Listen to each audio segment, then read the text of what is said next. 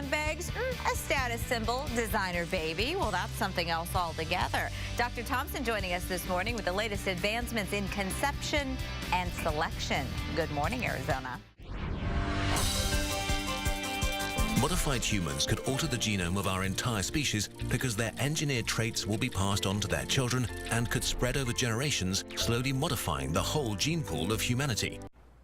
Well, genetic engineering has begun to prevent illness, but the door is open to modify other traits, right? Say height, eye color. It seems like it's straight out of a sci-fi movie, but during in vitro fertilization, there are many choices that can be made. Dr. Sharon Thompson of Central Phoenix Obstetrics and Gynecology is joining us this morning to talk all about it and what people often refer to as designer babies or super babies. Sure. The term designer babies is a smidge misleading because it brings to mind a menu, and so you choose blue eyes and tall, etc. But many traits that we have, the genetics are not clear yet. Okay. The promise of genetic engineering is really disease prevention and treatment. Okay. So there are many diseases that are devastating. Fortunately, many of them are rare, but sickle cell anemia is an example of a disease that really can have such significant health effects that's caused by a single change in our genes. Okay. And so there's a potential now to take that mistake out, that mutation out, and replace the correct sequence and cure that disease. So that's already happening. It is not happening yet, but the technology is there. The technology is there. The technology to go into a chromosome, remove a mistake, and replace it is there. The research right now is in the lab stage. Okay, so that would be during the in vitro fertilization process when an embryo is already created, or would that be something that is done to, say, the follicles or the sperm prior to fertilization? That is a great question. There is technology available today in the in vitro fertilization process to remove a single cell from that early embryo, do some testing on that cell, and only replace the embryos that don't have the disease. And there's certainly some families who utilize that technology. Okay. In the future, though, we will be able to take even stem cells.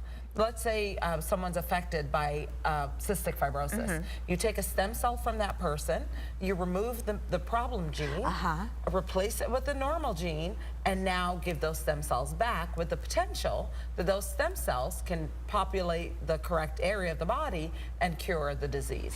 That's in the future. We are hearing right now about people selecting the gender of a baby. Now that is happening in vitro or not? That is possible, but it generally doesn't happen. Okay. People who are doing in vitro fertilization, first of all, they want a baby. Yeah.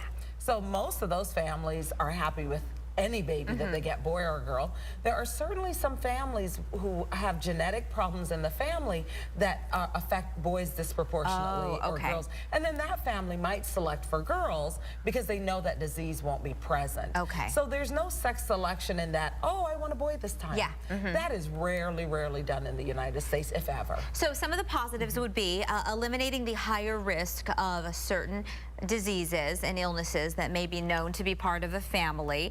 Some of the other ones you listed with me would be even increasing lifespan or otherwise overall better health. Molecular biology and genetic engineering is such an exciting field. We are living at the cusp of those changes, though, and probably our children, like Nate, who turned 5, he will see the benefit of this technology. And the next generation. Most likely be one in our lifetime, but we're looking at what causes cells to live longer. Okay. Scientists are looking at that, and in the future being able to manipulate that. It is fascinating. And I know you very quickly, as we're wrapping up, listed some of the potential pitfalls of all of this as this progresses. We always have to think about how these technologies are available and who they're available to.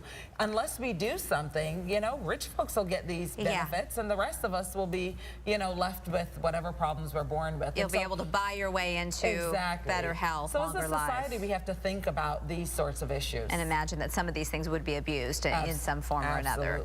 Dr. Thompson, thank you so much. It is always so great to see you. We will take a quick break. More Good Morning Arizona coming right up.